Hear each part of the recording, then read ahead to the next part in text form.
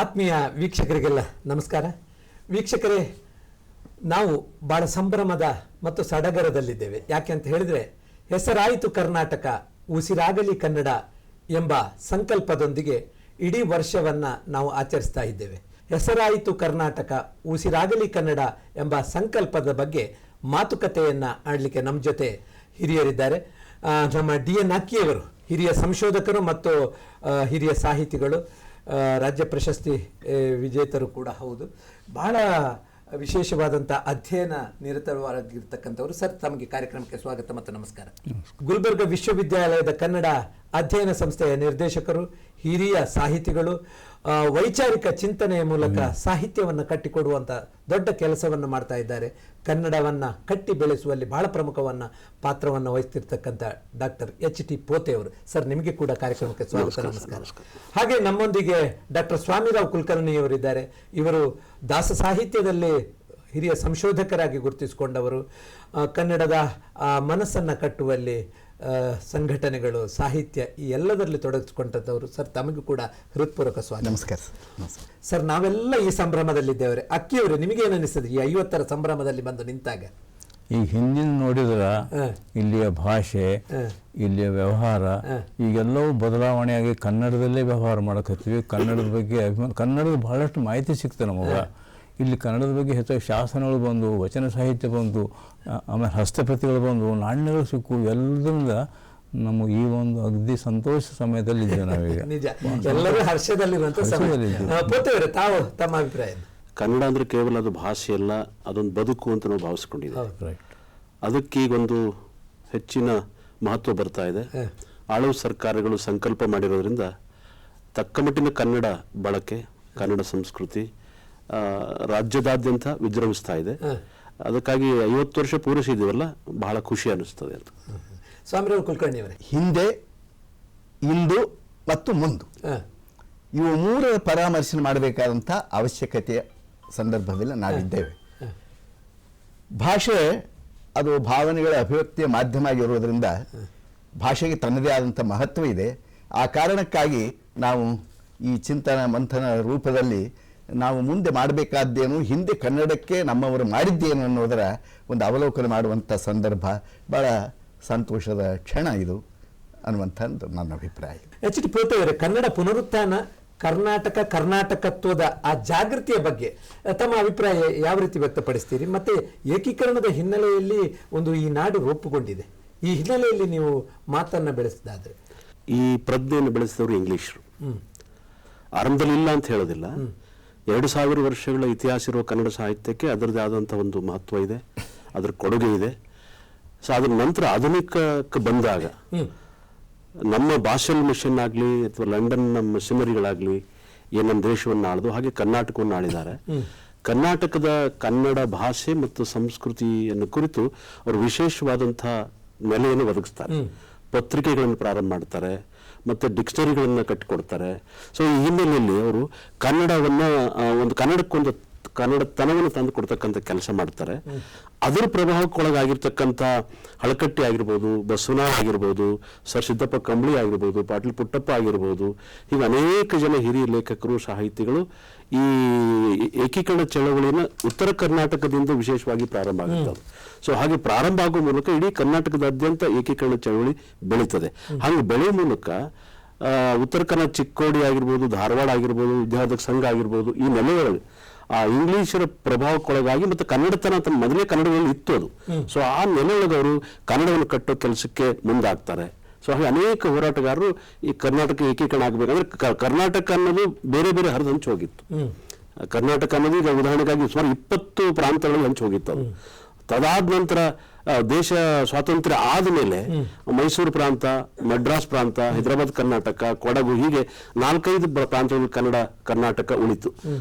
ಆ ನೆಲೆಯೊಳಗೆ ಅದನ್ನೂ ಇನ್ನೂ ಏಕೀಕರಣ ಆಗಬೇಕು ಅನ್ನೋ ದೊಡ್ಡ ಪ್ರಯತ್ನ ನಮ್ಮ ಪ್ರದೇಶದ ಹೋರಾಟಗಾರರು, ಸಾಹಿತಿಗಳು ಕೆಲಸ ಮಾಡಿದ್ದಾರೆ. ಸರ್, ಈ ಸಂದರ್ಭದಲ್ಲಿ ನಾವು ಬಹಳ ಪ್ರಮುಖವಾಗಿ ಕನ್ನಡದ ಒಂದು ಬೆಳವಣಿಗೆಗೆ ವಚನ ಸಾಹಿತ್ಯ ಮತ್ತು ದಾಸ ಸಾಹಿತ್ಯ, ನಮ್ಮ ಇಡೀ ಸಾಹಿತ್ಯಕ್ಕೆ 2 ಕಣ್ಣುಗಳಿದ್ದಂತೆ, ಅದು ನಮ್ಮ ಕನ್ನಡದ ಅಸ್ಮಿತೆಯನ್ನು ಬೆಳಗಿಸಿದಂತ ಒಂದು ಘಟ್ಟಗಳು.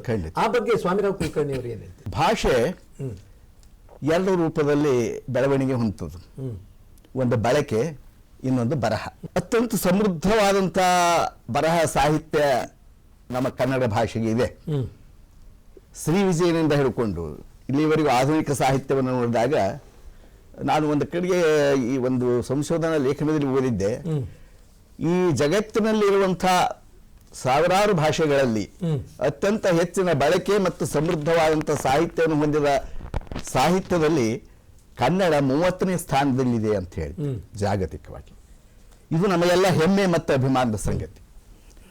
ಇದು ಸ್ವಾತಂತ್ರ್ಯ ಪೂರ್ವ, ಈಗ ನಮ್ಮ ಪೋತೆ ಸರ್ ಹೇಳಿದ ಹಾಗೆ ಏಕೀಕರಣದ ನಂತರವಾಗಿ ನಮ್ಮಲ್ಲಿ ಸಮೃದ್ಧವಾಗಿ ಬೆಳವಣಿಗೆಯನ್ನು ಆಯ್ತಲ್ಲ, ಅದಕ್ಕೂ ಪೂರ್ವದಲ್ಲಿ ಇಲ್ಲಿಯ ಕನ್ನಡದ ಬೆಳವಣಿಗೆಯನ್ನು ಕುರಿತು ಮೆಕಾಲೆ ಅಂತಕ್ಕಂಥ ಒಂದು ವರದಿ ಕಳಿಸ್ತಾ ಶಿಕ್ಷಣ ಕ್ಷೇತ್ರದಲ್ಲಿ ನಾವು ಇಂಗ್ಲಿಷನ್ನು ತರುವುದರ ಮೂಲಕವಾಗಿ ಕನ್ನಡವನ್ನು ಸದೆಬಡಿದ್ರೆ ಕನ್ನಡ ಸಾಹಿತ್ಯ ಜೊತೆಗೆ ಸಂಸ್ಕೃತಿಯು ನಾಶವಾಗ್ತದೆ, ಅದಕ್ಕಾಗಿ ನಾವು ಸಹಜವಾಗಿಯೇ ಈ ಕಾರ್ಯವನ್ನ ನಾವು ಸಾಧನೆ ಮಾಡಬಹುದು, ಇದರ ಮೇಲೆ ಆಡಳಿತವನ್ನು ನಾವು ಹೊಂದಬಹುದು ಅನ್ನುವಂಥ ಸಿದ್ಧಾಂತದ ಪ್ರಕಾರ ಆಂಗ್ಲ ಮಾಧ್ಯಮ ನಮ್ಮಲ್ಲಿ ಕಾಲಿಟ್ಟು, ಆ ಕಾಲಿಟ್ಟರೂ ಸಹಿತ ನಮ್ಮಲ್ಲಿ ಸಮೃದ್ಧವಾದಂಥ ಸಾಹಿತ್ಯ ಇರೋದ್ರಿಂದಾಗಿ ನಮ್ಮ ಮೇಲೆ ಯಾವ ದುಷ್ಪರಿಣಾಮ ಆಗಲಿಲ್ಲ ಅನ್ನೋದನ್ನು ನಾವು ಮಾಡಬೇಕು.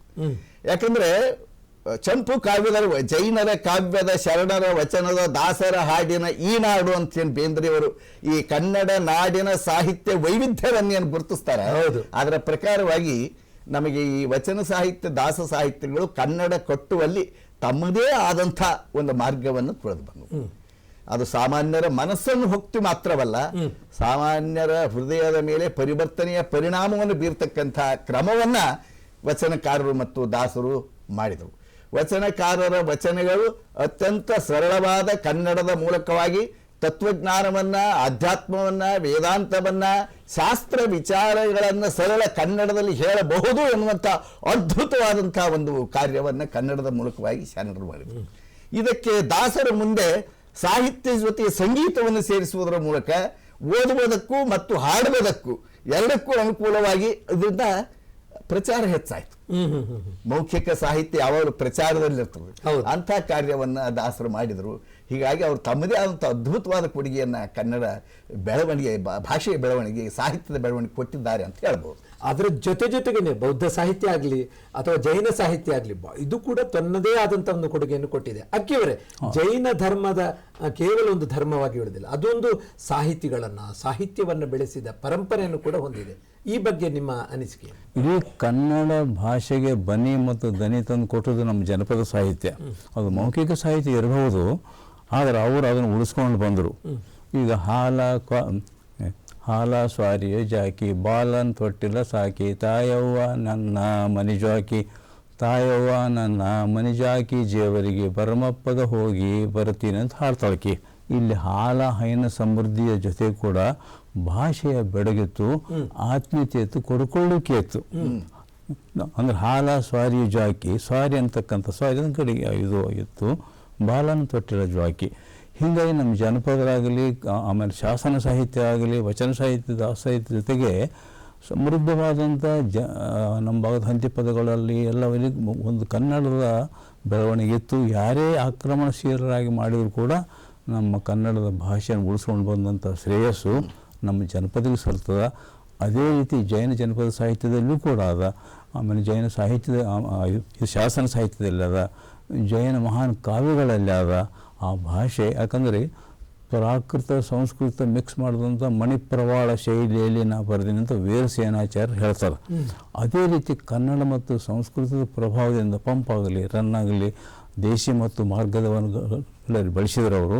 ಅದಕ್ಕೆ ಕನ್ನಡಕ್ಕೆ ಎಂದೂ ಬಾಧೆ ಇಲ್ಲ, ಆದರೆ ಮನಸ್ಸು ಬೇಕಷ್ಟೇ, ಸಂಕಲ್ಪ ಬೇಕು, ಇಚ್ಛಾಶಕ್ತಿ ಬೇಕು. ಇದನ್ನು ನಾವು ಮಾಡೋದಕ್ಕೆ ಜನಪ್ರತಿನಿಧಿಗಳು ಕೂಡ ತುಂಬ ಆಸಕ್ತರಾಗಬೇಕು. ಅದಾಗ ಒಂದು ಭಾಷೆಗೆ ಮತ್ತೆ ಬೇಕು ಬರ್ತದೆ. ಅನಂತರ ಈ ಫಜಲ್ ಅಲಿ ಆಯೋಗ ಏನು ಬಂತು, ಅದು ಮತ್ತೆ ಒಗ್ಗೂಡಿಸಲಿಕ್ಕೆ ಏಕೀಕರಣದ ಒಂದು ಮಾರ್ಗವನ್ನು ಹಾಕಿಕೊಟ್ಟಿತ್ತು ಅನ್ನೋದು ಅಷ್ಟೇ ಸತ್ಯ. ಈ ಬಗ್ಗೆ ನಿಮ್ಮ ಅನಿಸಿಕೆ? ಸೊ ಬಹಳ ಒಳ್ಳೆಯ ಪ್ರಶ್ನೆ ಕೇಳಿದ್ರಿ ನೀವು. ಸ್ವಾತಂತ್ರ್ಯ ನಂತರದಲ್ಲಿ ಆಡಳಿತ ಸೂತ್ರದಲ್ಲಿ ಆಯಾ ರಾಜ್ಯಗಳು ಅಸ್ತಿತ್ವಕ್ಕೆ ಬಂದ ಮೇಲೆ ಬೇರೆ ಬೇರೆ ಭಾಷೆಯ ರಾಜ್ಯದ ಭಾಷಾವಾರು ಜನರು ಏನು ಕೇಳಿದ್ರು ಅಂದ್ರೆ, ಭಾಷೆಯ ಹಿನ್ನೆಲೆ ಅನೇಕ ಬೇಡಿಕೆಗಳಿದ್ದು ಅವರಿಗೆ. ಆಂಧ್ರ ಪ್ರತ್ಯೇಕ ಆಗಬೇಕು, ತಮಿಳುನಾಡು ಪ್ರತ್ಯೇಕ, ಮೆಡ್ರಾಸ್ನ ಬೇರೆ ಬೇರೆ ಆಗಬೇಕು, ಕರ್ನಾಟಕ ಬೇರೆ ಆಗಬೇಕು, ಮಹಾರಾಷ್ಟ್ರ ಬೇರೆ ಆಗಬೇಕು ಅನ್ನೋದೊಂದು ಆಯಾ ಪ್ರದೇಶದ ಸಂಸ್ಕೃತಿ ಜನರ ಬೇಡಿಕೆ ಇತ್ತು. ಹಂಗೆ ಬೇಡಿಕೆ ಸಂದರ್ಭದಲ್ಲಿ ಆ ಕಾಲದಲ್ಲಿ 1953ರಲ್ಲಿ ಫಜಲಲ್ಲಿ ಆ ಯೋಜನೆಗೆ ಸಮಿತಿಗೆ ಅಧ್ಯಕ್ಷರನ್ನಾಗಿ ಮಾಡ್ತಾರೆ. ಅದರ ಹೊತ್ತಿನಲ್ಲೇ 56ರ ಪೂರ್ವದಲ್ಲಿ ಅಂಬೇಡ್ಕರ್ ಅವರು ಕೂಡ ಈ ಭಾಷಾವಾರ ಪ್ರಾಂತ ವಿಭಜನೆಗೆ ಬಹಳ ಒಳ್ಳೆ ಕೆಲಸ ಮಾಡಿದ್ದಾರೆ. ಅವರು ಒಂದು ಆಗಿನ ಕಮಿಟಿಗೆ ಪತ್ರ ಕೊಡ್ತಾರೆ. ಅಂದ್ರೆ ಮಹಾರಾಷ್ಟ್ರ ಹೇಗೆ ವಿಭಜನೆ ಆಗಬೇಕು, ಕರ್ನಾಟಕ ಹೇಗೆ ವಿಭಜನೆ ಆಗಬೇಕು, ಮೆಡ್ರಾಸ್ ಪ್ರೆಸಿಡೆನ್ಸಿ ಹೇಗೆ ವಿಭಜನೆ ಆಗಬೇಕು ಅನ್ನೋದನ್ನು. ಸೊ ಹೀಗೆಲ್ಲ ಯೋಜನೆ ಕೊಟ್ಟ ಮೇಲೆ ದಾರ್ ಕಮಿಟಿಗೆ ಅಂತ ಹೇಳಿ ಅಂಬೇಡ್ಕರ್ ಅವರು ಒಂದು ಮೆಮೊರಡಮ್ ಕೊಡ್ತಾರೆ ದಾರ್ ಕಮಿಟಿ ಎದುರಿಗೆ. ಹೀಗೆ ಅಲ್ಲಿ ಮೆಮೊರಡಮ್ ಕೊಟ್ಟ ಮೇಲೆ ಪ್ರತ್ಯೇಕ ರಾಜ್ಯಗಳು ಆಗುವ ಸಂದರ್ಭದಲ್ಲಿ ಪೊಟ್ಟಿ ಶ್ರೀರಾಮುಲು ಅನ್ನೋರು ದೇಹನ ತ್ಯಾಗ ಮಾಡಬೇಕಾಗುತ್ತೆ. ನಮ್ಮ ಬಳ್ಳಾರಿಯಲ್ಲಿ ಒಬ್ಬ ಪಿಂಜಾರ್ ಸಮುದಾಯದ ವ್ಯಕ್ತಿ, ಕುಸ್ತಿ ಪೈಲ್ವಾನ್, ಅವನು ಕನ್ನಡಕ್ಕಾಗಿ ಜೀವ ತೆಗಿತಾನೆ. ಸೊ ಆ ಹಿನ್ನೆಲೆಯಲ್ಲಿ ಇಡೀ ದೇಶದಾದ್ಯಂತ ಸೌತ್ನಲ್ಲಿ ಮದ್ರಾಸ್ ಪ್ರೆಸಿಡೆಂಟ್ ಒಳಗೆ ಹೋಗ್ಲಿಕ್ಕೆ ನಮ್ಮವರು ಸಿದ್ಧರಿರಲಿಲ್ಲ, ತೆಲುಗುದವರು ಸಿದ್ಧಿರಲಿಲ್ಲ. ಸೊ ಹಾಗೆ ಕರ್ನಾಟಕವನ್ನು ಒಂದು ರಾಜ್ಯವನ್ನಾಗಿ ಮಾಡಬೇಕು ಅಂತ ಸಂದರ್ಭ ಬಂದಾಗ ಫಜಲ್ ಅಲಿ ಆಯೋಗ ಬಹಳ ಮಹತ್ವದ್ದು ಅಂತ ಬರ್ತದೆ ಅಲ್ಲಿ. ಆ ಫಜಲ್ ಅಲಿ ಆಯೋಗದ ಹಿನ್ನೆಲೆ ಅದೊಂದು ಕಾನೂನು ಆಗ್ತದೆ.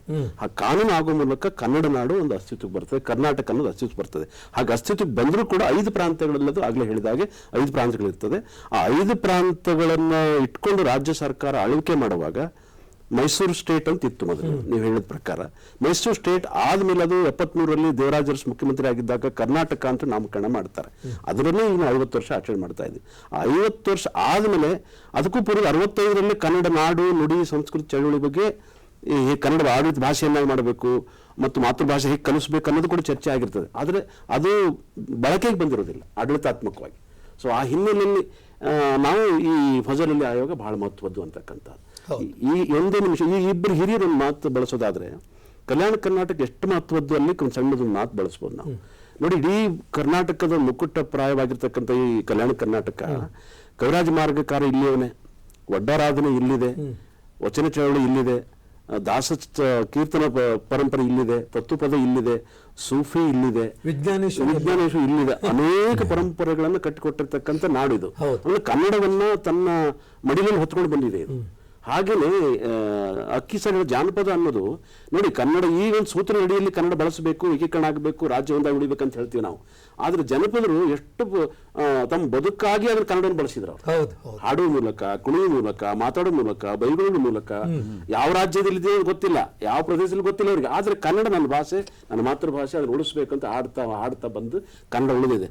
ಅದ್ರ ಮುಂದುವರಿಕೆ ಕವಿಗಳು, ಹೋರಾಟಗಾರರು, ರಾಜಕಾರಣಿಗಳು, ಅಧಿಕಾರಿಗಳು, ಮೇಷ್ಟ್ರುಗಳು ನಾವೆಲ್ಲ ಕನ್ನಡವನ್ನು ಉಳಿಸ್ತಾ ಇದ್ದೀವಿ. ಸರ್, ನೀವು ಹೇಳಿದ್ರಿ ಶರಣರು ದಾಸರ ಬಗ್ಗೆ ಬಹಳ ಮಾರ್ಮಿಕವಾದಂಥ ಉಲ್ಲೇಖವನ್ನ ಮಾಡಿದ್ರಿ. ಹಾಗೆ ತತ್ವಪದಕಾರರ ಕೊಡುಗೆ ಕೂಡ ಬಹಳಷ್ಟು ದೊಡ್ಡದು. ಆ ಬಗ್ಗೆ ಸ್ವಾಮಿರಾವ್ ಕುಲಕರ್ಣಿ ತಾವೇ ಶರಣರು, ದಾಸರು, ತತ್ವಪದಕಾರರು ಮತ್ತು ಈ ಭಕ್ತಿ ಸಾಹಿತ್ಯ, ಅನುಭವ ಸಾಹಿತ್ಯ, ಇವು 5 ನಮ್ಮ ಕನ್ನಡದ ಪಂಚ ಮುಖಗಳು ಅಂತ ನಾವು ಕರಿಬಹುದು. ಹೌದು. ಶರಣರು ತಮ್ಮದೇ ಆದಂತಹ ದೃಷ್ಟಿಯಲ್ಲಿ ಸಾಮಾಜಿಕ ದೃಷ್ಟಿಯನ್ನು ಇಟ್ಟುಕೊಂಡು ಕಾರ್ಯವನ್ನ ಮಾಡಿದರು. ಹೌದು.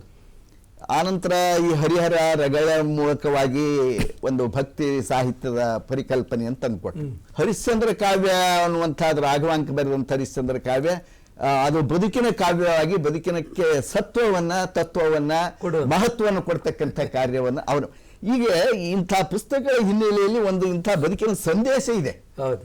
ಹಾಗೆಯೇ ತತ್ವ ಪದಕಾರ ನೀವು ಹೇಳಿದ ಪ್ರಕಾರ ನಮಗೆ ಈ ಸಿಕ್ಕಿರುವ ಲಭ್ಯದ ಪ್ರಕಾರ ಇಡೀ ರಾಜ್ಯದಾದ್ಯಂತ 150ರಿಂದ 160 ತತ್ವ ಪದಕಾರರು ಸಿಗ್ತಾರೆ. ಅವರಲ್ಲಿ 60 ಜನ ಸಂಖ್ಯೆಯಷ್ಟು ತತ್ವ ಪದಕಾರರು ಕಲ್ಯಾಣ ಕರ್ನಾಟಕ ಭಾಗದಲ್ಲಿ ಇದ್ದಾರೆ. ಇದರಲ್ಲಿಯೂ ಸಹಿತ ಬಹಳ ವಿಶೇಷವಾಗಿ ಗಮನಿಸಬೇಕು ಪೆರ್ಲಾವರೇ, ಈ 60ರಲ್ಲಿ ಯಾವ ಕಾಲದಲ್ಲಿ ಕಲ್ಯಾಣ ಕರ್ನಾಟಕ ಅಥವಾ ಹೈದರಾಬಾದ್ ಕರ್ನಾಟಕ ಅನ್ನೋದನ್ನ ನಿಜಾಮ ದೊರೆ ಆಳುವಂತಹ ಸಂದರ್ಭದಲ್ಲಿ ಸುಮಾರು 32 ಜನ ಮುಸ್ಲಿಂ ತತ್ವ ಪದಕಾರರು ನಮಗೆ ಕನ್ನಡದಲ್ಲಿ ಬರೆದಂತ ದಾಖಲೆ ಇದೆ. ಹೌದು. ಇದು ಹೇಗೆ ಸಾಧ್ಯ ಆಯ್ತು? ಹೇಗೆ ಸಾಧ್ಯ ಆಯ್ತು? ಹೌದು. ನಮ್ಮ ವಿದ್ಯಾವಂತರಾದವರು ನೌಕರಿ ಸಲುವಾಗಿ ಉರ್ದು ಮಾಧ್ಯಮದಲ್ಲಿ ಓದರ ಮೂಲಕವಾಗಿ ನೌಕರಿಯನ್ನು ಪಡ್ಕೋಬೇಕಾದ್ರೆ ಅವಿದ್ಯಾವಂತರಾದ ನಮ್ಮ ತತ್ವ ಪದಕಾರರು ಕನ್ನಡವನ್ನು ಹೇಳ್ಕೊಂಡು ಬರೆದಾಡಿದ್ರಲ್ಲ, ಇದು ಅಂತ ಇದ್ರ ಬಗ್ಗೆ ನಮ್ಗೆ ಚಿಂತನೆ ಮಾಡಬೇಕು. ಹಾಗೆ ದಾಸ ಸಾಹಿತ್ಯದಲ್ಲೂ ಅದೇ ಪರಿಕಲ್ಪನೆ. ಎಲ್ಲ ಶರಣರಲ್ಲಿದ್ದಂತೆ ಎಲ್ಲ ವರ್ಗದವರು ಇದ್ದಾರೆ. ನಾನು PhD ಮಾಡಿದಂಥ ರಾಮದಾಸರು ಮುಸ್ಲಿಮರು 1000 ಕೀರ್ತನೆ ಉಗಾಭೋಗಗಳನ್ನು ಬರೆದಿದ್ದಾರೆ. ತಾಮಸವನ್ನು ತ್ಯಜಿಸಿ ದಾಸರ ಪ್ರೇಮವನ್ನು ಬಯಸಿ ರಾಮ ರಹೀಮ ಒಂದೆಂಬ ನಿಸ್ಸೀಮ ಕುಲನಂದು ಮಳ್ಳು ಮಾನವ ತಿಳಿ ಮಮ ಕುಲವಟ್ಟಿಳುವೇನು ಅಂತ ಹೇಳಿದ್ರು. ನಿಜ. ಯಾವುದಕ್ಕೆ ನಾವು ಇವತ್ತು ಬಡದಾಡ್ತಾ ಇದ್ದೇವೋ ಅದನ್ನ ಭಾವೈಕ್ಯದ ರೂಪದಲ್ಲಿ ಸಾಹಿತ್ಯದಲ್ಲಿ ಎಂದೋ ನಮ್ಮ ಸಾಮರಸ್ಯವನ್ನ ನಮ್ಮವರು ಕಂಡುಕೊಂಡು ಬಿಟ್ಟಿದ್ದಾರೆ. ನಿಜ. ಅದು ನಮಗೆ ಮಾರ್ಗದರ್ಶಿ ಆಗ್ಬೇಕಷ್ಟೇ. ಅಕ್ಕಿಯವರೇ, ಜೈನ ಧರ್ಮ ಇಲ್ಲಿ ನಮ್ಮ ಕನ್ನಡಿಗರನ್ನು ಕನ್ನಡದ ಒಂದು ಬಂಧುತ್ವವನ್ನು ಗಟ್ಟಿಗೊಳಿಸುವಲ್ಲಿ ಬಹಳ ದೊಡ್ಡ ಕೆಲಸ ಮಾಡಿದೆ. ಆ ಬಗ್ಗೆ ನೀವೇನಂತೀರಿ? ಇದು ಮೂಲ ಮಂತ್ರ ಅಹಿಂಸಾ ಪರಮೋ ಧರ್ಮ. ಅಹಿಂಸೆಯೇ ಪರಮಶ್ರೇಷ್ಠವಾದದ್ದು. ಪರಸ್ಪರ ಉಪಗ್ರಹೋ ಜೀವಾನಂ, ಒಬ್ರಿಗೊಬ್ರಿಗೆ ಉಪಕಾರ ಮಾಡ್ರಿ, ಕ್ಷಮಾ ಮಾಡ್ರಿ.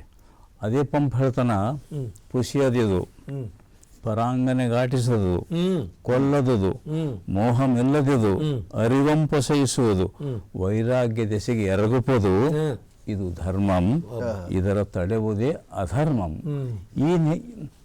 ಈ ಹಿನ್ನೆಲೆಯಲ್ಲಿ ಅರಮನೆ ಮತ್ತು ಗುರುಮನೆಗಳಲ್ಲಿ ನಮ್ಮ ಸಾಹಿತ್ಯ ಬೆಳೀತು. ಅಂದರೆ ಒಂದು ರಾಜ್ಯಾಶ್ರಯ, ಮತ್ತೊಂದು ಮಠಮಾನ್ಯಗಳು. ಅಲ್ಲಿ ಕೂಡ ಅವರು ಚಿಂತನೆ, ಸಾಮಾಜಿಕ ಚಿಂತನೆ, ಒಂದು ಸಮುದಾಯದ ಚಿಂತನೆ ಜೊತೆಗೆ ಅಂದರೆ ಅವರಿಗೆ ಸರ್ವಧರ್ಮ ಸಮಾನಯುತ ಸಾರಿಸಬೇಕಾಗಿತ್ತು ಅದನ್ನೆಲ್ಲ. ಈ ದೃಷ್ಟಿಯಲ್ಲಿ ಸಮ್ಯಕ್ ದರ್ಶನ, ಸಮ್ಯಕ್ ಜ್ಞಾನ, ಸಮ್ಯಕ್ ಚಾರಿತ್ರ್ಯ ಅಂತ ನಮ್ಮ ಜೈನರಲ್ಲಿ ಹೇಳ್ತೀವಿ ನಾವು. ಅಂದರೆ ಒಳ್ಳೆಯ ತಿಳುವಳಿಕೆ, ಒಳ್ಳೆಯ ನಡವಳಿಕೆ, ಒಳ್ಳೆಯ ಆಚರಣೆ, ಇವು ನಮ್ಮ ಅದು ಮೋಟ ಮಾತನ್ನ ಹೇಳ್ಬೇಕಂದ್ರೆ ಪ್ರತಿಯೊಂದು ಮನಸ್ಸಿಗೆ ಮೇಲೆತ್ತುವ ಮತ್ತು ಮುಳುಗಿಸುವ ಶಕ್ತಿ ಅದ. ಆ ಮನಸ್ಸನ್ನೇ ತರಬೇತಿಗೊಳಿಸಿದ್ರೆ ಸಾಮರಸ್ಯ ತಂತಾನೇ ಬರ್ತದೆ, ಭೇದ ಭಾವ ಇರಲ್ಲ. ಆಮೇಲೆ ರೀ ಇನ್ನು ಮೊಹರಂ ಹಾಡುಗಳೆಲ್ಲ ಕನ್ನಡದಾಗ ಯಾವ ನೋಡಿರ್ಬೇಕಲ್ವ. ಮತ್ತು ರಿವಾಯತ್ ಪದಗಳು ಈ ಒಂದು ಆದಾನ ಪ್ರದಾನತೆಯಲ್ಲಿ ಕೊಟ್ಕೊಂಡಿದ್ದೆ. ಆಮೇಲೆ ಆತ್ಮೀಯತೆ ಎಲ್ಲ ಹಳ್ಳಿಗಳಲ್ಲಿ ಹೋಗಿ ನೀವು ಕಾಕ, ಮಾಮ, ಬಾಬನೇ ಅಂತಾರೆ. ಈ ದೃಷ್ಟಿಯಲ್ಲಿ ನಮ್ಮ ಜೈನ ಕವಿಗಳು ಕೂಡ ಯಾಕೆ ಪಂಪ್ ಹೇಳ್ತಾನೆ, ಧರ್ಮ ಮತ್ತು ಕಾವ್ಯಧರ್ಮ ಅಂತ, ಧರ್ಮವೇ ಮತ್ತು ಕಾವ್ಯಧರ್ಮ ಅಂತ. ಆ ಹಿನ್ನೆಲೆಗೆ ಬೇಕಾದ ಇರತಕ್ಕಂಥದ್ದು ಒಂದು ಯಾಕೆ ನೆಲೆಗಟ್ಟಂದ್ರೆ ಮುನಿಗಳು ಅವರು ಬಹಳ ಅಣುವೃತ ಮತ್ತು ಘನವೃತ ಅಂತ. ಅಣುವೃತ ಅಂದ್ರೆ ಶ್ರಾವಕರಿಗೆ ನೀವೇನಪ್ಪ ಅಂದ್ರೆ ಹಿಂಗೆ ಮಾಡಿ ದೇವ ಪೂಜಾ, ಗುರುಪಾಸ್ತಿ, ದೇವ್ರ ಪೂಜೆ ಮಾಡಿರಿ, ಗುರುಗಳ ಸೇವೆ ಮಾಡಿರಿ, ಸಂಯಮ ಮಾಡಿರಿ, ಪ್ರಾರ್ಥನೆ ಮಾಡಿರಿ, ಇವು 6 ಷಟ್ಕರ್ಮಗಳನ್ನು ಮಾಡಬೇಕು. ಅದರ ಜೊತೆಗೆ 4 ದಾನ ಮಾಡಬೇಕು ನಾವು. ಆಹಾರ, ಅಭಯ, ಔಷಧ ಮತ್ತು ಶಾಸ್ತ್ರದಾನ. ಶಾಸ್ತ್ರದಾನ ಅಂದ್ರೆ ಬರೀ ಪುಸ್ತಕ ಬರೆದ ಹಂತದಲ್ಲ, ಓದುವಂಥ ಒಟುಗಳಿಗೆ, ವಿದ್ಯಾರ್ಥಿಗಳಿಗೆ ಅವರಿಗೆ ಪ್ರಾಚೀನ ವಿದ್ಯಾಕೇಂದ್ರಗಳನ್ನು ಸ್ಥಾಪಿಸುವುದು, ಅವರಿಗೆ ಊಟ ವಸತಿ ಅನುಕೂಲ ಮಾಡಿಕೊಡುವುದು, ಇದು ಒಂದು ಶಾಸ್ತ್ರದಾನದ ಕಲ್ಪನೆ. ಇದು ಶಾಸ್ತ್ರದಾನ ಮಾಡಬೇಕಾಗಿತ್ತು. ಅವರು ಆಹಾರ ಕೊಡಬೇಕು ಹೊಸ್ತವರಿಗೆ, ಅಭಯ ಕೊಡಬೇಕು. ಏನಪ್ಪ ನಾ ಇದನ್ನು ಚಿಂತೆ ಮಾಡಬೇಡ, ಯಾಕೆ ಚಿಂತೆ ಮಾಡ್ತೀವಿ, ಬದುಕನೆ ಬರ್ತಿರ್ತವೆ, ಇವನ್ನ ದಾಟ್ಸ್ಕೊಂಡು ಹೋಗೋಂಥ ಅಭಯದಾನ ಬೇಕು. ಶಾಸ್ತ್ರದಾನ ಔಷಧ ಕೊಡೋದು, ರೋಗ ರುಜಿನ, ಪ್ರಾಣಿ ಪಕ್ಷಿ ಮನೆ ಯಾರಿಗೇ ಇರಲಿ ಅವರಿಗೆ ಔಷಧ ದಾನ ಮಾಡ್ತಿದ್ರು. ಇವು 4 ಚತುರ್ವಿಧ ದಾನಗಳು ಜೈನರಲ್ಲಿ ಸಂಬಂಧ. ಇದು ಸಮ್ಯಕ್ ದೃಷ್ಟಿ ಅಂತಂದ್ರೆ ಸರಿಯಾದ ದೃಷ್ಟಿ. ಈಗ ಒಂದು ವಸ್ತುವನ್ನು ನಾವು ನೋಡ್ತಕ್ಕಂಥ ಪರಿ ಬೇರೆನೇ ಇರ್ತದೆ. ಈಗ ನಮ್ಮ ಮನೆಯಲ್ಲಿ ಒಬ್ಬ ತಂದೆ, ಮಗ, ಅಣ್ಣ, ಹೆಂಗಿರ್ತದೆ. ಇದಕ್ಕೆ ಶಾದ್ವಾದ ಮತ್ತು ಅನೇಕಾಂತವಾದ ಅಂತಂದ್ರೆ ಮಹಾವೀರರು. ಈ ಒಂದು ಕಾನ್ಸೆಪ್ಟ್ ಇತ್ತಪ್ಪ ಅಂದ್ರೆ ಬೇರೆ ಧರ್ಮದವ್ರಿಗೆ ಕಂಡದ್ದನ್ನು ನೀವು ನಿರಾಕರಿಸಬೇಡ್ರಿ. ಇಂಥ ನೆಲೆಯಲ್ಲಿ ಈ ಹೋರಾಟದ, ಕನ್ನಡತ್ವದ ಹೋರಾಟದ ಒಂದು ನೆಲೆಯನ್ನು ಕೂಡ ನಾವು ಗಮನಿಸಿ, ಅದು ಸಿನಿಮಾ ಆಗಿರ್ಬೋದು, ಸಾಹಿತ್ಯ ಆಗಿರ್ಬೋದು, ಬೇರೆ ಬೇರೆ ಆಯಾಮಗಳಲ್ಲಿ ಕೂಡ ಬೆಳೆದು ಬಂದಿದೆ. ಈ ಬಗ್ಗೆ ನಿಮ್ಮ ಅಭಿಪ್ರಾಯ? ಬೆಂಗಳೂರು ಕ್ಯಾಪಿಟಲ್ ಸಿಟಿ, ಹೌದು, ರಾಜಧಾನಿ, ಪರಭಾಷೆಯರ ಪ್ರಭಾವ ಅಲ್ಲಿತ್ತು. ಸ್ವಾತಂತ್ರ್ಯ ನಂತರ ಮತ್ತು ರಾಜ್ಯ ಕರ್ನಾಟಕ ಅಂತ ಆಗುವಂತ ಪೂರ್ವದಲ್ಲಿ ತಮಿಳರ ಪ್ರಭಾವ ಇತ್ತು. ಇದು ಜಾತ್ಯಾತೀತ ದೇಶ, ಯಾವ ರಾಜ್ಯದವರು ಎಲ್ಲೂ ಬಂದು ಬದುಕಬಹುದು. ಆದ್ರೆ ಕನ್ನಡ ಭಾಷೆಗಂತ ಬಂದಾಗ ಅಲ್ಲಿ ಕನ್ನಡ 2ನೇ ಸ್ಥಾನದಲ್ಲಿತ್ತು. 60ರ ಹೊತ್ತಿಗೆ, 60-70ರ ನಡುವೆ. ಸೊ ಅಲ್ಲಿ ಆವಾಗ ಅಲ್ಲಿರೋ ಒಂದು ಕನ್ನಡಿಗರ ಸಮಸ್ಯೆ ಏನಾಯ್ತು ಅಂದ್ರೆ, ಕನ್ನಡ ಸಿನಿಮಾಗಳನ್ನು ಕೂಡ ಥಿಯೇಟರ್ಗಳಲ್ಲಿ ಪ್ರಕಟ ಮಾಡಿ ಪ್ರದರ್ಶನ ಮಾಡೋ ಅವಕಾಶಗಳಿರಲಿಲ್ಲ. 2ನೇ ಹಂತಕ್ಕೆ ಬಂದಿತ್ತು. ಸೊ ಆವಾಗ ಅಲ್ಲಿರೋ ಬೆಂಗಳೂರಿನ ಅನೇಕ ಅನಕರು ಆಗಿರ್ಬೋದು, ಬೇರೆ ಬೇರೆ ಸಾಹಿತಿಗಳೆಲ್ಲ, ಕಾರಂತರಾಗಿರ್ಬೋದು, ಎಲ್ಲ ಸೇರ್ಕೊಂಡು ಕನ್ನಡದಕ್ಕಾಗಿ ಹೋರಾಟ ಮಾಡ್ತಾರೆ. ಹಂಗೆ ಹೋರಾಟ ಮಾಡೋ ಮೂಲಕ ಕನ್ನಡದ ಸಿನಿಮಾಗಳ ಪ್ರದರ್ಶನಕ್ಕೂ ಅವಕಾಶ ತಗೊಳ್ತಾರೆ. ಅದಾದ್ಮೇಲೆ ಬಹಳ ಮುಖ್ಯವಾಗಿ ಸಿನಿಮಾ ಅನ್ನೋದು ಮುಖ್ಯ ಮಾಧ್ಯಮ. ಅದು ಆ ಮಾಧ್ಯಮದಲ್ಲಿ ಪ್ರಭಾವಿ ಮಾಧ್ಯಮ ಕೂಡ. ಆ ಮಾಧ್ಯಮದಲ್ಲಿ ಟಾಕೀಸ್ನಲ್ಲಿ ನಾಡಗೀತೆಯನ್ನು ಹಾಕುವಂಥದ್ದು ಪ್ರಯೋಗ ಆಗುತ್ತೆ. ಆಮೇಲೆ ಸಿನಿಮಾಗಳಲ್ಲಿ ಕನ್ನಡದ ಹಾಡುಗಳನ್ನ, ಕನ್ನಡದ ಮಕ್ಕಳೆಲ್ಲ ಒಂದಾಗಿ ಬನ್ನಿ ಅನ್ನೋ ಈ ತರದ ಸಿನಿಮಾ ಹಾಡುಗಳು ಕೂಡ ರಚನೆ ಆಗ್ತವೆ. ಸಿನಿಮಾದ ಮೂಲಕ ಕನ್ನಡ ಬೆಳವಣಿಗೆ ಮಾಡುವಂತ ಕೆಲಸ ಆಗುತ್ತೆ. ಅದಾದ ಮೇಲೂ ಕೂಡ ಕರ್ನಾಟಕಕ್ಕೆ ದೇವರಾಜ ಅರಸರು ಕರ್ನಾಟಕ ಅಂತ ಹೆಸರು ತಂದ ಮೇಲೂ ಕೂಡ ಗೋಕಾಕ್ ಚಳವಳಿ ಬರುತ್ತೆ.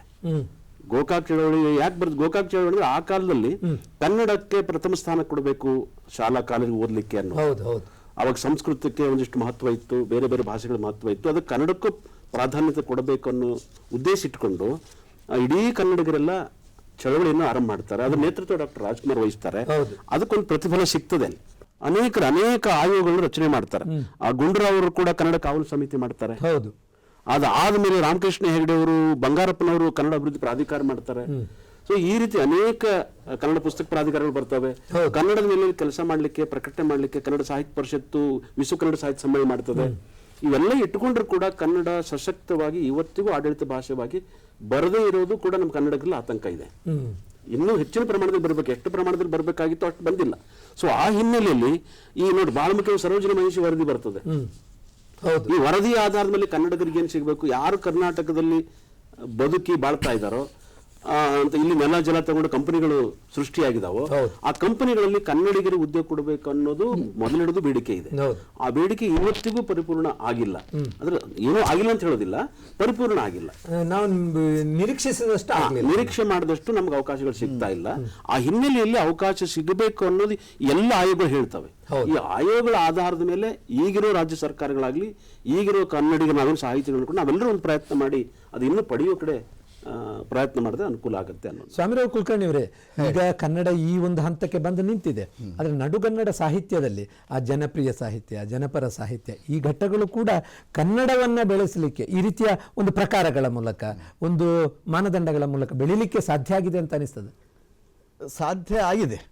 ಯಾಕಂದ್ರೆ ಈ ನಡುಗನ್ನಡ ಸಾಹಿತ್ಯ ಏನಿದೆಯಲ್ಲ, ಇದು ಕನ್ನಡ ಸಾಹಿತ್ಯ ಚರಿತ್ರೆಯಲ್ಲಿ ಒಂದು ಸುವರ್ಣ ಕಾಲ. ಇದು ಬದುಕು ಮತ್ತು ಸಾಹಿತ್ಯ ಎರಡನ್ನು ಹತ್ತಿರಕ್ಕೆ ತಂದಂತಹ ಒಂದು ಪ್ರಕಾರಗಳಿವು. ನೀವು ಹೇಳಿದಂಗೆ ರಗಳೆ ಸಾಹಿತ್ಯ ಪ್ರಕಾರವಾಗಲಿ, ಷಟ್ಪದಿ ಸಾಹಿತ್ಯ, ಕುಮಾರವ್ಯಾಸ ಇವತ್ತು ಹಳ್ಳಿಗಳಲ್ಲಿ ಜನರ ನಾಲಿಗೆ ಮೇಲೆ ಬದುಕಿದ್ದ. ನಾನು ಈ ಸಂದರ್ಭದಲ್ಲಿ ಕುಮಾರವ್ಯಾಸನ ಕುರಿತು ಹೇಳುವಾಗ ವಿಜ್ಞಾನಿ ಆಲ್ಬರ್ಟ್ ಐನ್ಸ್ಟೈನ್ ಅವರು ಹೇಳಿದಂಥ ಒಂದು ಮಾತನ್ನು ಇಲ್ಲಿ ನಾನು ಹೇಳಕ್ಕೆ ಬಯಸ್ತೇನೆ. ನಿಮ್ಮ ಮಕ್ಕಳು ಬುದ್ಧಿವಂತರಾಗಬೇಕಾಗಿದ್ದರೆ ಅವರಿಗೆ ನಿತ್ಯ ಕಥೆಗಳನ್ನು ಹೇಳಿ, ನಿಮ್ಮ ಮಕ್ಕಳು ಹೆಚ್ಚು ಬುದ್ಧಿವಂತರಾಗಬೇಕಾಗಿದ್ದರೆ ಅವರಿಗೆ ಹೆಚ್ಚು ಕಥೆಗಳನ್ನು ಹೇಳಿ. ಬಹುಶಃ ಈ ತಂತ್ರ ನಮ್ಮ ಕುಮಾರವ್ಯಾಸನಿಗೆ, ಲಕ್ಷ್ಮೀಸನಿಗೆ ರಾಮಾಯಣ ಮಹಾಭಾರತ ಬರೆದವ್ರಿಗೆ ಗೊತ್ತಿತ್ತೋ ಏನೋ ಗೊತ್ತಿಲ್ಲ. ಆದರೆ ಇವತ್ತು ಮಾತ್ರ ಆ ನೈತಿಕ ಮೌಲ್ಯಗಳನ್ನ, ಸಾಮಾಜಿಕ ಮೌಲ್ಯಗಳನ್ನ, ಭಾಷೆಯ ಮಹತ್ವವನ್ನ, ಆ ಭಾವನೆಗಳನ್ನ ಅತ್ಯಂತ ಹಳ್ಳಿಗರಿಗೆ, ಜನಸಾಮಾನ್ಯರಿಗೆ ತಿಳಿಸುವಂಥ ಸಾಹಿತ್ಯ ಪ್ರಕಾರಗಳಲ್ಲಿ ಈ ನಡುಗನ್ನಡ ಸಾಹಿತ್ಯವು ಬಹಳ ಪ್ರಮುಖವಾಗಿದೆ. ಅದು ಏಕೀಕರಣದ ನಂತರದ ಮತ್ತೆ 73ರ ನಂತರದ ಆ ದಶಕಗಳ ವಿವಿಧ ಮುಖ್ಯಮಂತ್ರಿಗಳ ಆಡಳಿತ, ಆಯೋಗಗಳು, ಪ್ರಾಧಿಕಾರಗಳು ಸುಮಾರು ಈ ಬೆಳವಣಿಗೆಗೆ ಸಹಕಾರಿಯಾಗಿ ಕೆಲಸ ಮಾಡಿದೆ. ಆ ನೆಲೆಯಲ್ಲಿ ನೀವು ಏನು ಮಾತಾಡ್ತೀರಿ? ಅದು ಸರಿಯಾಗಿದೆ ನಿಮ್ಮ ಮಾತು. ನಮ್ಮ ಈ ಮಾತು ಉತ್ತರ ನಮ್ಮ ಜನಪದ ಕವಿ ಹೇಳಿದಂಥ ಒಂದು ನುಡಿ ಹೇಳ್ತೀನಿ ನಾನು. ಚಿನ್ನದ ನಾಡಿದು ರನ್ನದ ನಾಡಿದು ಎಂಬುದು ಬರೀ ಹಳಿ ಮಾತೈತಿ, ಕಣ್ಣನ್ನು ತೆರೆದು ನೋಡಿರಿ ಎಂದು ನಾಡಿನ ಸ್ಥಿತಿಯು ಹ್ಯಾಂಗೈತಿ. ಇದು ಬಹುಶಃ ನಿಮ್ಮ ಮಾತಿಗೆ ಉತ್ತರ ಅಂತ. ದೊಡ್ಡ ಸಾಧನೆ ಆಗಿದೆ ಕನ್ನಡದಲ್ಲಿ. ಜ್ಞಾನಪೀಠ ಪ್ರಶಸ್ತಿಗಳು ಅದ್ಭುತ ಬಂದಿವೆ, ಶಾಸ್ತ್ರೀಯ ಭಾಷೆಯ ಒಂದು ಬಂದಿದೆ, ಮುಕುಟ ಬಂದಿದೆ, ಎಲ್ಲವುಗಳು ಆಗಿದೆ. ಅದ್ಭುತವಾದಂಥ ಕೃತಿಗಳು ಇವತ್ತಿಗೂ ಸಾವಿರಾರು ಕೃತಿಗಳು ಪ್ರತಿ ವರ್ಷ ಕನ್ನಡಕ್ಕೆ ನಮ್ಮ ಸಾಹಿತ್ಯ ಸೇವೆಯನ್ನು ಸಲ್ಲಿಸ್ತಾವೆ. ಒಂದು ನೋವಿನ ಸಂಗತಿ ಅಂತಂದ್ರೆ, ಇದರ ಮುಖ್ಯ ಸ್ಥಳವಾದಂಥ ನಮ್ಮ ಪೋತೆಯವರು, ಅಕ್ಕಿಯವರು ಹೇಳಿದ ಹಾಗೆ ಬೆಂಗಳೂರಿನಲ್ಲಿ ಕನ್ನಡ ಅಲ್ಪಸಂಖ್ಯಾತವಾಗ್ತಾ ಇದೆ ಅನ್ನುವಂಥದ್ದು ಸಂಶೋಧನೆಯ ಅಂಕಿಅಂಶಗಳು ಈಗಾಗಲೇ ನಮಗೆ ಸ್ಪಷ್ಟಪಡಿಸುತ್ತವೆ. ತಾವು ಹೇಳಿ, ಈಗ 73ರಿಂದ ಇವರಿಗೆ ನಾವು ಹಲವು ಮುಖ್ಯಮಂತ್ರಿಗಳ ಆ ಸೇವೆಯನ್ನು ಕಂಡಿದ್ದೇವೆ. ಅವರ ಕೊಡುಗೆ ಹೇಗಿತ್ತು ಅಂತ? ಅರಸರ ಕೊಡುಗೆ ಬಹಳ ಮುಖ್ಯವಾಗಿ ಮೈಸೂರು ಸ್ಟೇಟ್ ಅನ್ನೋದು ಅಥವಾ ಮೈಸೂರು ರಾಜ್ಯ ಅನ್ನೋದು ತೆಗೆದುಬಿಟ್ಟು ಇಡೀ ಕರ್ನಾಟಕವನ್ನು ಒಂದು ಸೂತ್ರದಡಿಯಲ್ಲಿ ತಂದ್ರಲ್ಲ, ಮೆಚ್ಚುವಂಥದ್ದು. ಆನಂತರ ಬಂದು ಎಲ್ಲ ಮುಖ್ಯಮಂತ್ರಿಗಳು, ಗುಂಡೂರಾವ್ ಆಗಿರ್ಬೋದು, ರಾಮಕೃಷ್ಣ ಹೆಗಡೆ ಅವರಾಗಿರ್ಬೋದು, ಸಿದ್ದರಾಮಯ್ಯರಾಗಿರ್ಬೋದು, ಯಾರ್ಯಾರು ಮುಖ್ಯಮಂತ್ರಿ ಬಂದರೆ ಎಲ್ಲರೂ ಕನ್ನಡಕ್ಕೆ ತಕ್ಕ ಮಟ್ಟಿನ ಕೆಲಸ ಮಾಡಿದ್ದಾರೆ, ಇಲ್ಲ ಅಂತ ಹೇಳೋದಿಲ್ಲ. ಆದರೆ ಇತ್ತೀಚೆಗೆ ಸ್ವಾಮಿರಾವ್ ಸರ್ ಅವರ ಮಾತನ್ನು ಮುಂದುವರಿಸೋದಾದ್ರೆ, ಭಾರತೀಯ ಹೊಸ ಶಿಕ್ಷಣ ನೀತಿ ಬಂತು. ಹೊಸ ಶಿಕ್ಷಣ ನೀತಿಯಲ್ಲಿ ಮಾತೃಭಾಷೆಯಲ್ಲಿ ಶಿಕ್ಷಣ ಕೊಡಬೇಕು ಅನ್ನೋದು ಅದರದ್ದು ದೊಡ್ಡ ಆಶಯ. ಆ ಆಶಯದ ಹಿನ್ನೆಲೆಯಲ್ಲಿ ನಾನೊಬ್ಬ ವಿಶ್ವವಿದ್ಯಾಲಯದ ಪ್ರಾಧ್ಯಾಪಕನಾಗಿ ಕಾಲೇಜುಗಳನ್ನು ನನ್ನ ದೃಷ್ಟಿಯಲ್ಲಿ ನಾನು ನೋಡ್ತಾ ಇರೋದ್ರಿಂದ ಕನ್ನಡ ಬೋಧನೆಗೆ, ಕನ್ನಡ ವಿಷಯದ ಬೋಧನೆಗೆ ಪಠ್ಯೇತರ ಸಿದ್ಧತೆ ಮಾಡಲಿಕ್ಕೆ ನಾವು ಇನ್ನೂ ಹೆಣಗಾಡ್ತಾ ಇದ್ದೀವಿ. ಸೊ ಅದಕ್ಕೆ ರಾಜ್ಯ ಸರ್ಕಾರಗಳು ಮತ್ತು ವಿಶ್ವವಿದ್ಯಾಲಯಗಳು ಏನ್ ಮಾಡಬೇಕಾಗಿದೆ ಅಂದ್ರೆ, ಕನ್ನಡವನ್ನು ಅನುಷ್ಠಾನದ ನೆಲೆಯೊಳಗೆ ಕನ್ನಡವನ್ನ ಹೆಚ್ಚು ಬೋಧಿಸುವಂತ, ಈಗ ಸರ್ ಹೇಳಿದ್ರಲ್ಲ, ಕನ್ನಡ ಕಥೆಗಳು ಹೆಚ್ಚು ಕಲಿಸ್ಬೇಕು ಮಕ್ಕಳಿಗೆ, ಒಳ್ಳೆ ಮಗನ ಸೃಷ್ಟಿ ಮಾಡಬೇಕು ಅಥವಾ ಒಳ್ಳೆ ಮಗನ. ರಾಷ್ಟ್ರೀಯ ಶಿಕ್ಷಣ ನೀತಿ ಎಂಬುದು ಆ ಮಾತೃಭಾಷೆಗೆ, ಕನ್ನಡಕ್ಕೆ, ನಮಗೆ ಕರ್ನಾಟಕಕ್ಕೆ ಸಂಬಂಧಿಸಿದ ತುಂಬಾ ಪ್ರೇರಣೆ ನೀಡುವುದಿಲ್ವಾ? ಇದೆ, ಅದ್ರಲ್ಲಿ ಪ್ರೇರಣೆ ಇದೆ. ಕೇಂದ್ರ ಸರ್ಕಾರ ಆ ನಿಯಮವನ್ನು ಕೊಟ್ಟಿದೆ. ಆ ಕೇಂದ್ರ ಸರ್ಕಾರದ ನಿಯಮ ರಾಜ್ಯ ಸರ್ಕಾರ ಅದನ್ನ ಇಂಪ್ಲಿಮೆಂಟ್ ಮಾಡಬೇಕು. ಅಕ್ಕಿಯವರೇ, ತಾವು ಹೇಳಿ, ಈಗ ಮಕ್ಕಳ ಸಾಹಿತ್ಯದಲ್ಲಿ ತಾವು ತುಂಬಾ ಕೆಲಸ ಮಾಡಿದವರು.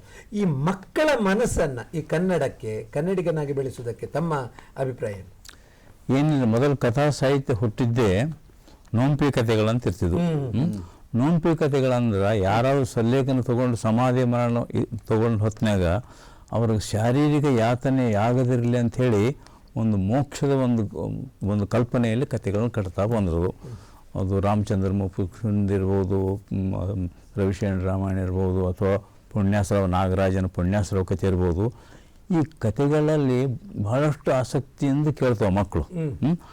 ಆ ರೀತಿ ರಂಜನೀಯ ಕಥೆಗಳನ್ನು ನಾವು, ಯಾಕಂದ್ರೆ ಫ್ಯಾಂಟಮ್ಸಿ ಬೇಡ ನಮಗೆ, ಅದ್ಭುತಗಳನ್ನು ಬೇಡ, ರಂಜನೀಯ ಕಥೆಗಳಿಂದ ಅವರ ಮನೋವಿಕಾಸ ಆಗ್ತಕ್ಕಂಥದ್ದು ಇರ್ತಕ್ಕಂಥ ಕಥೆಗಳು ಬಂದು ಅಂದ್ರೆ ಆ ಮಗು ಹೌದಲ್ಲ, ಇದು ಫ್ಯಾಕ್ಟ್ರಿ ಇಲ್ಲೇ ನನ್ನ ಸುತ್ತಮುತ್ತನೇ ಅದಲ್ಲ, ನನಗೆ ಗೊತ್ತಿದ್ದಿಲ್ಲಲ್ಲ, ಅಲ್ಲಿ ಗಿಡ ಮರ ಹಕ್ಕಿ ಕೂಗ, ಆಮೇಲೆ ಇದ್ರ ಮೋಡ ಮಳೆ ಪ್ರತಿಯೊಂದನ್ನು ಈಗ ನಾವ್ಯಾರು ಸೂಕ್ಷ್ಮವಾಗಿ ಗಮನಿಸ್ತಾನೆ ಇಲ್ಲ ಮಕ್ಕಳು ಬರೀ ನಾವೇನಂದ್ರೆ ಒಂದು ಭಾಳ ಎಂಗೇಜೆಟ್ ಅವ್ರನ್ನ ಅವರ ಬಲ್ಲಿರ್ತಕ್ಕಂಥ ಆತ್ಮವಿಶ್ವಾಸ ಕೂಡ ಕೊಂದು ಬರ್ತಕ್ಕಂಥ ವಾತಾವರಣ. ತಾವೇನು ಹೇಳಿದ್ರೆ ಮಕ್ಕಳ ಮನ ಮುಟ್ಟುವ ಸಾಹಿತ್ಯ ರಚನೆ ಆಗಬೇಕು ನಮ್ಮ ಕನ್ನಡದಲ್ಲಿ, ಆ ರೀತಿಯ ಕೆಲಸಗಳು ಆಗಬೇಕು ಅಂತ.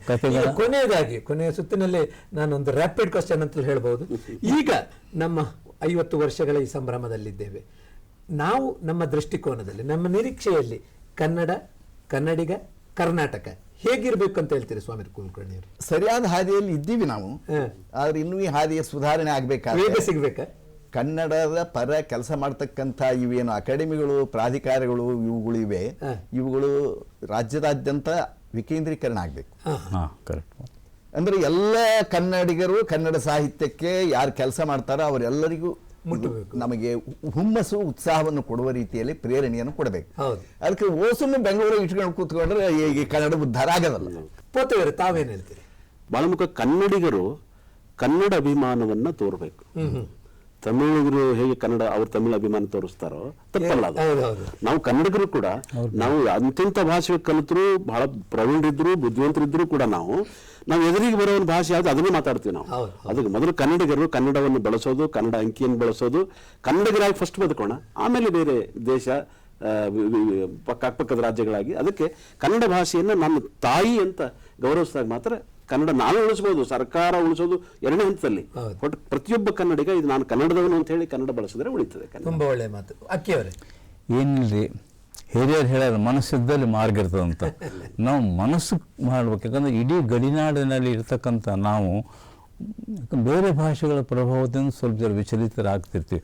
ಈಗ ಆ ವಾತಾವರಣ ಇಲ್ಲ. ಸರ್ಕಾರ ಗಡಿನಾಡಿನಲ್ಲಿ ಸುತ್ತಿರ್ತಕ್ಕಂಥ ಕನ್ನಡ ಶಾಲೆಗಳಿಗೆ ಜೀವ ತುಂಬಬೇಕು, ಕನ್ನಡ ಶಾಲೆಗಳಿಗೆ ಸರಿಯಾದಂಥ ಸವಲತ್ತು ಬೇಕು, ವಿದ್ಯಾರ್ಥಿಗಳನ್ನು ಆಕರ್ಷಣೆ ಮಾಡಬೇಕು, ಒಳ್ಳೆಯ ಪ್ರಬುದ್ಧ ಶಿಕ್ಷಕರು ನೇಮಿಸಬೇಕು. ಬರೀ ಸರ್ಟಿಫಿಕೇಟ್ ತೊಗೊಂಡ್ರೆ ನಿಂತ ಆಗಲ್ಲ ಈ ಮಾತು. ಅಂದರೆ ನೋಡ್ರಿ, ದತ್ತಾತ್ರೇಯ ಅವರಾದವರು ತಮಗೆ ಸಿಗ್ತಕ್ಕಂಥ ₹3 ಪಗಾರದಲ್ಲಿ ₹1.5 ತಮ್ಮ ಮನೆ ನಡೆಸಿದ್ರೆ ₹1.5 ಈ ಕನ್ನಡದ ಹುಡುಗರಿಗೆ ಖರ್ಚು ಮಾಡ್ತಿದಾರೆ ಅಂತ. ₹1.5 ಆಗಿನ ಕಾಲಕ್ಕೆ ₹1.5 ಅಂದ್ರೆ ಸುಮ್ಮನೆ ಆಯ್ತೇನ್ರಿ, ತಮ್ಮ ಸಂಸಾರ ನಡೆಸ್ಕೊಂಡು ಮಾಡ್ರೆ. ಈ ಒಂದು ಮನೋಭಾವ ಪ್ರತಿ ಕನ್ನಡಿಗನ ಬೆಳಿಬೇಕು. ಕನ್ನಡವೇ ನಮ್ಮ ಮಾತೃಭಾಷೆ, ಕನ್ನಡವೇ ನಮಗೆ ತಾಯಿ. ಆದ ಕಾರಣ ಕನ್ನಡವನ್ನು ಬೆಳೆಸಲಿಕ್ಕೆ ನಾವೆಲ್ಲ ಸಜ್ಜಾಗೋಣ. ಆ ಮೂಲಕ ಈ ಸಂಭ್ರಮದ ಆಚರಣೆಗೆ ಒಂದು ಅರ್ಥವನ್ನು, ಮೌಲ್ಯವನ್ನು ತಂದುಕೊಳ್ಳೋಣ ಅಂತ ಹೇಳ್ಕೊಂಡು ಡಾಕ್ಟರ್ ಸ್ವಾಮಿರಾವ್ ಕುಲಕರ್ಣಿಯವರೇ, ಡಾಕ್ಟರ್ ಪೋತೆಯವರೇ ಹಾಗೂ ಡಾಕ್ಟರ್ DN ಅಕ್ಕಿಯವರೇ, ತಮಗೂ ಕೂಡ ಹೃತ್ಪೂರ್ವಕ ವಂದನೆಗಳು. ನಮಸ್ಕಾರ.